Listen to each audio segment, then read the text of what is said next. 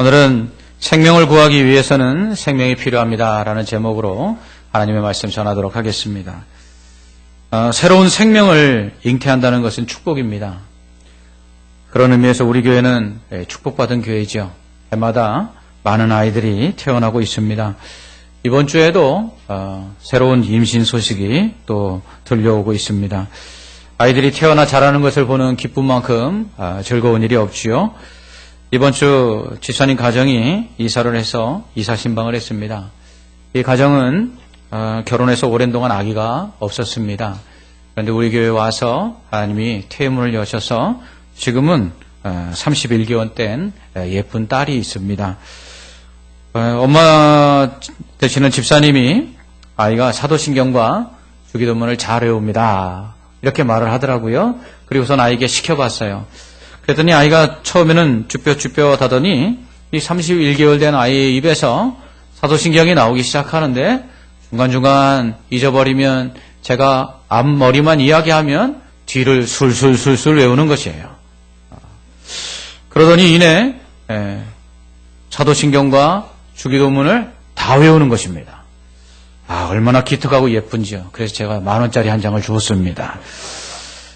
짐승이나 식물도 길러서 새끼를 낳고 열매가 맺히는 모습을 보는 것 얼마나 행복한 일입니까? 하물며 사람이 자녀를 낳아서 그 자라는 모습을 보는 것처럼 기쁜 것이 없습니다. 그러나 자녀를 임신하고 낳는 것이 다 행복하거나 또 좋은 일만은 아닐 수도 있습니다. 뱃속의 아기가 오래 살지 못할 겁니다. 의사는 잉태된 생명을 낳아 어떻게 기를 것인가 기대와 또 기쁨으로 부풀어 있던 꿈 많은 예비 부모를 바닥에 주저앉히게 만들었습니다. 오클라호마 주에 사는 캐리와 로이스의 딸 에바는 출생 후 오래 살지 못할 것이라는 소식을 들었습니다. 엄마 로이스의 태중에 있는 아기는 뇌가 없었기 때문입니다. 절망적인 소식이었지만 잠시 후 엄마 로이스는 의사들에게 한 가지 부탁을 합니다. 남편은 그 이야기를 듣고는 눈물 범벅이 되고 맙니다. 엄마 로이스가 이렇게 말했기 때문입니다. 만사까지 임신을 유지하면 딸 장기를 기증할 수 있나요? 엄마 로이스에게 태중의 딸 에바가 죽게 될 것이라는 사실을 알았을 때가 삶에서 최악이었을 것입니다. 그러나 그 순간 그녀는 에바를 통해 살릴 새 생명을 떠올렸습니다.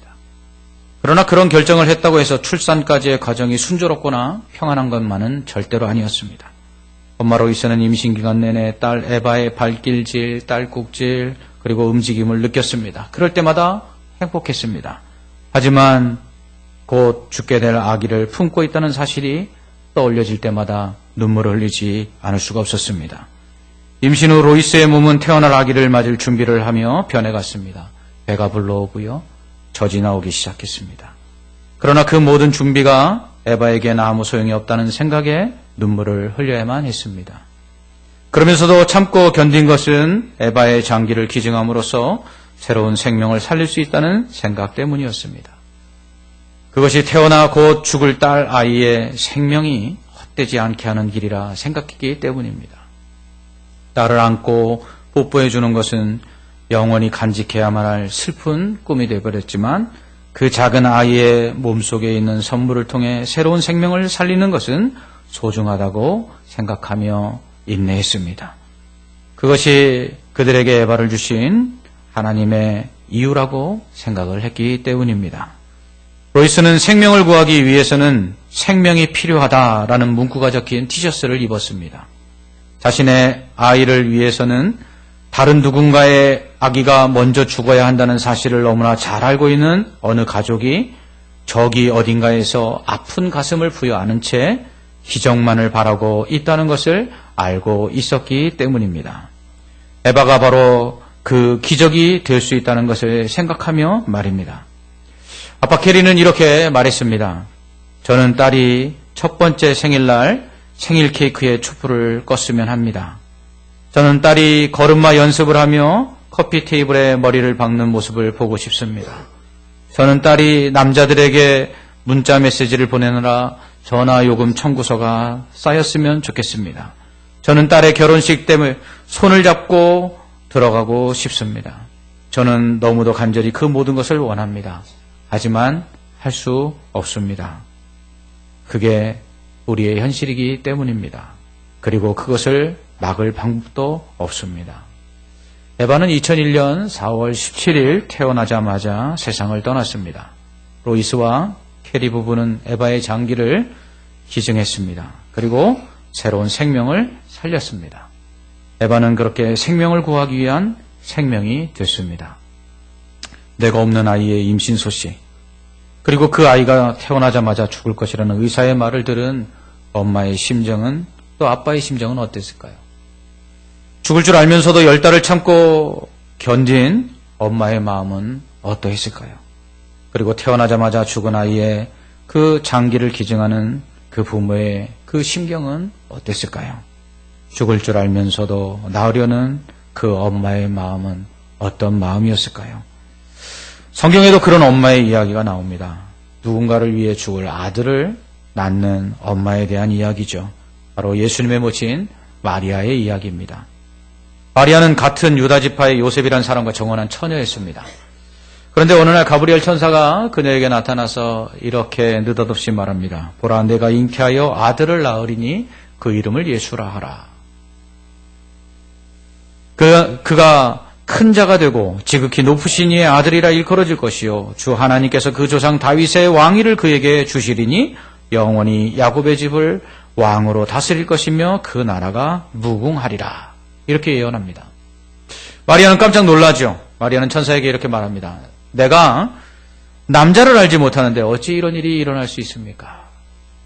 그러자 천사는 성령이 내게 임하시고 지극히 높이신 이의 능력이 너를 덮으시리니 이러므로 나실 바 거룩한 이는 하나님의 아들이라 일컬어지리라 라고 말합니다.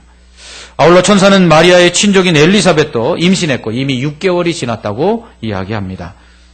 엘리사벳은 자식이 없었고 나이도 많아서 출산할 수 없었는데 하나님의 능력으로 임신이 된 것이죠. 엘리사벳이 임신한 그 아기가 바로 예수님보다 6개월 먼저 태어난 세례 요한입니다. 그래서 예수님의 그 길을 미리 예비한 선지자였죠.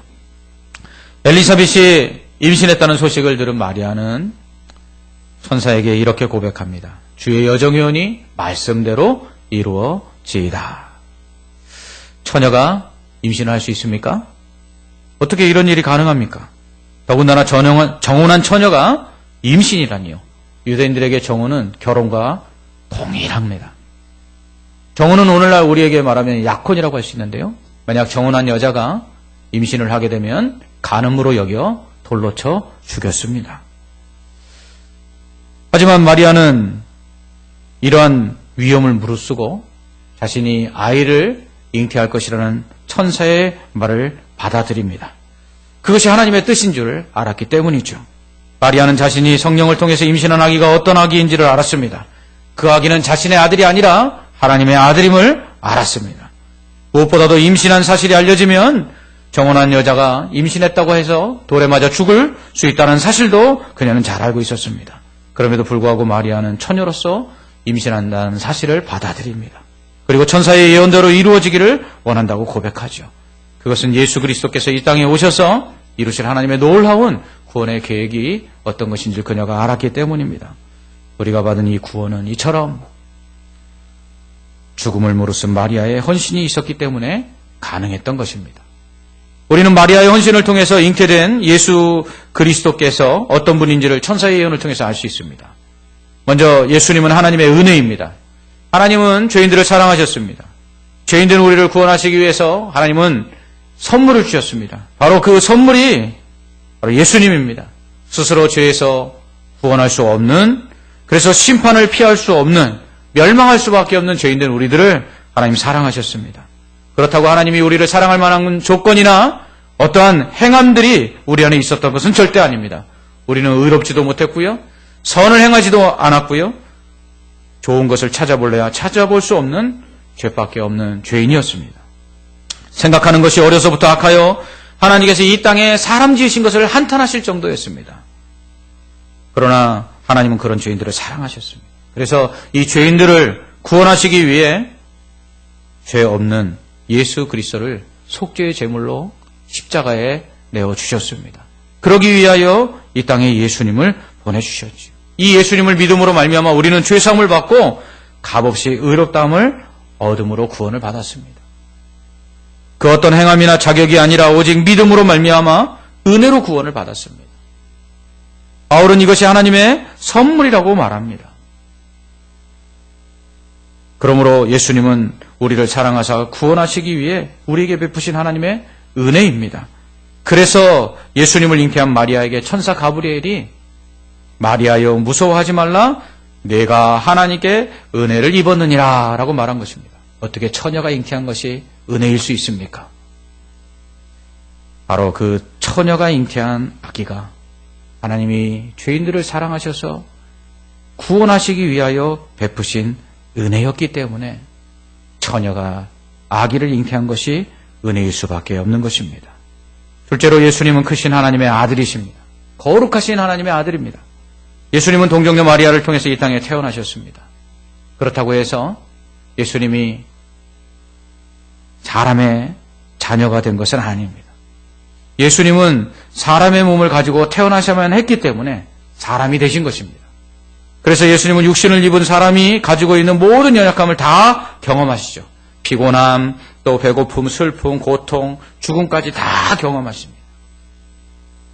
이렇게 우리의 연약함을 경험하신 그 주님은 우리가 육신을 입고 살아가는 데 있어서 연약함으로 인해 당하는 모든 고통들을 아시고 우리를 위로하시는 위로자가 되십니다.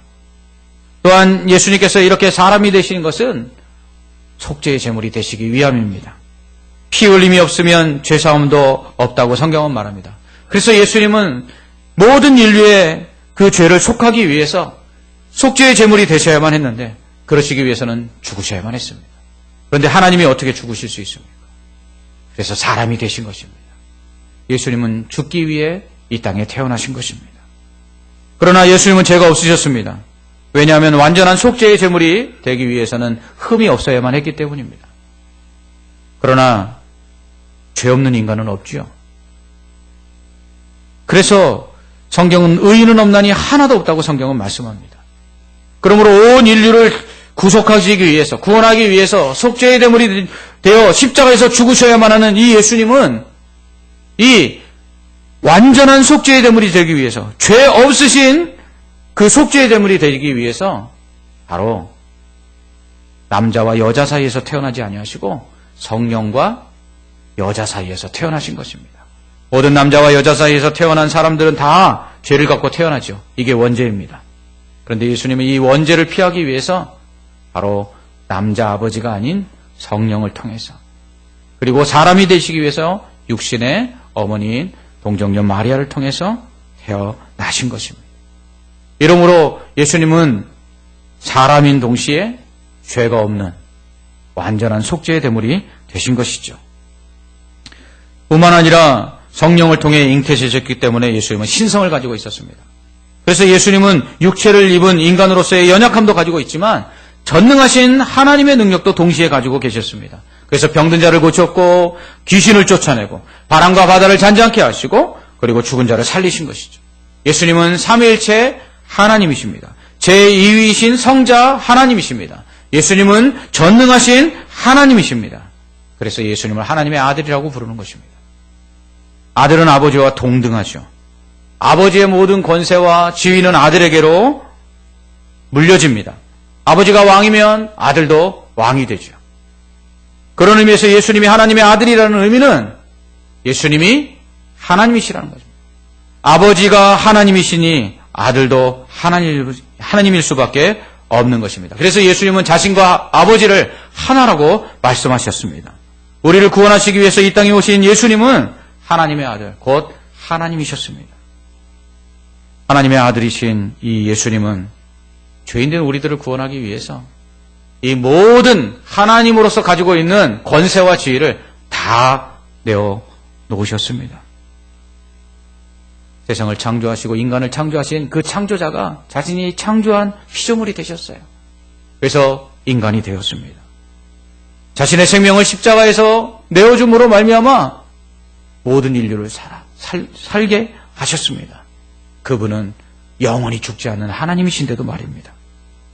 그는 하나님의 아들됨을 우리를 위해서 십자가에서 내어주심으로 예수 그리스도를 믿는 모든 사람이 예수님과 같이 하나님의 자녀가 되게 하셨습니다. 또한 하늘나라를 다스릴 그 권세를 가지고 있음에도 불구하고 그것을 우리에게 주심으로 말미암아 예수 믿고 구원받은 사람들이 천국에 올라가 저 하늘나라를 하나님께 기업으로 상속받아 예수 그리스도와 함께 왕노릇하게 하셨습니다. 이처럼 하나님의 아들 되신 예수 그리스도는 인류의 죄를 사하시고 구원하실 뿐만 아니라 자신의 모든 권세와 지위를 구원하신 자들에게 다 내어주셨습니다. 예수님은 또한 다윗의 왕위를 받으신 영원한 왕이십니다. 그리고 그의 나라는 영원합니다. 예수님은 왕이십니다. 세상을 창조하시고 다스리시는 하나님이시기 때문입니다. 그런 예수님은 다윗에게 하신 약속을 따라 다윗의 가문에서 태어났죠. 성전을 지으려고 했던 다윗에게 하나님은 그를 축복하며 언약을 맺으십니다. 내 몸에서 날 자가 영원토록 이스라엘을 다스릴 왕이 될 것이다. 하나님은 이 약속을 지키기 위해서 다윗의 몸에서 날 자로 다윗의 후손으로 예수님을 태어나게 하셔서 그리고 이스라엘의 영원하신 왕이 되게 하십니다. 그 이스라엘은 바로 영적 이스라엘이죠. 아브라함의 혈통을 따라 태어난 육적 이스라엘들이 아니라 바로 예수 그리스도를 믿음으로 말미암아 하나님의 자녀가 되고 하나님의 백성된 영적 이스라엘의 왕이 되게 하신 것입니다. 그래서 예수님의 그 나라는 영원한 나라입니다.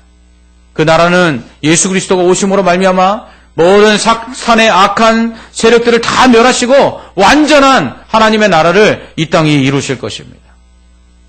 그리고 영원히 그 나라를 다스릴 것입니다. 우리는 그 나라의 백성입니다. 예수 그리스도를 믿는 성도들은 그러므로 왕이신 예수 그리스도를 그 왕으로 모시고 그 말씀에 순종하며 살아야 하는 것입니다. 또한 왕이신 예수 그리스도는 백성된 성도들을 보호하십니다. 이스라엘 백성들이 사무엘에게 왕을 구할 때 그들이 이렇게 말합니다. 우리도 이방 나라와 같이 우리를 위하여 싸울 왕을 주소서. 당시 왕들은 전쟁에 나가서 자기 백성들을 보호하기 위해서 싸우는 장수였습니다. 예수 그리스도는 우리의 왕으로서 주님의 나라의 백성된 우리를 위하여 지금도 싸우고 계십니다. 악한 사단이 우리를 넘어뜨리려고 하고 악한 사단이 우리를 해하려고 할 때 주님은 우리의 방패가 되시고 칼이 되셔서 우리를 지키시고 보호하시는 줄 믿습니다.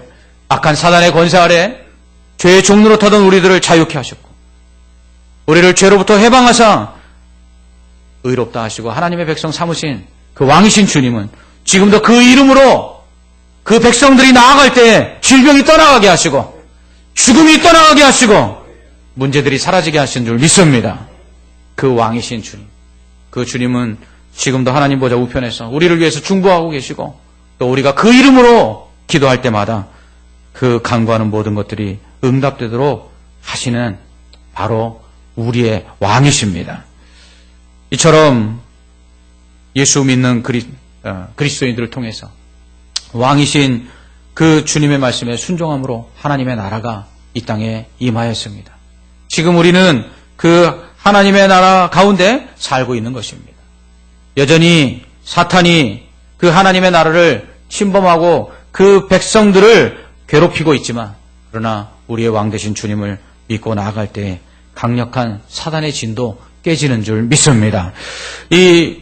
이렇게 우리를 향한 하나님의 사랑과 은혜요 또 하나님의 아들이시며 또 영원한 왕이신 예수님을 하나님은 죄인들을 사랑하사 선물로 주셨습니다.